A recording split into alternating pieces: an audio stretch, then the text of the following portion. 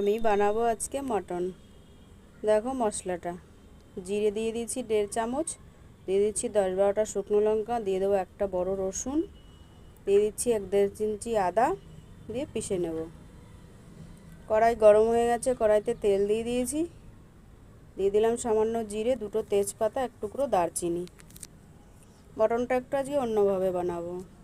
মশলাটা পিষে নিয়েছি, মটনটা একটু তেলে দিয়ে আমি হালকা সাঁতলে নেব। সাতলানো হয়ে গেছে, মশলাটা আমি পিষে নিয়েছি, মশলাটা আমি দিয়ে দেবো। আগে পেঁয়াজ দিয়ে দিচ্ছি, পেঁয়াজটা একটু সাতলে আমি মশলাটা দিয়ে দিচ্ছি। লবণ হলুদটা একটু পরে দিচ্ছি। জল বেরিয়ে গেছে, ঢেকে দিয়েছিলাম, দিয়ে দিচ্ছি পরিমাণ মতো হলুদ, দিয়ে দিচ্ছি স্বাদ মতো লবণ, দিয়ে নেড়েচেড়ে আমি আবার 10 মিনিটের জন্য ঢেকে দেবো। দেখো অনেকটাই জল বেরিয়ে গেছে, তেলও ছেড়ে দিয়েছে। আবার আমি ঢেকে দেবো, 5টা কাঁচা লঙ্কা দিয়ে আবার আমি নেড়েচেড়ে ঢেকে দিচ্ছি। দেখো ঢাকনা তুলে দিয়েছি, কষানো আমার হয়ে গেছে।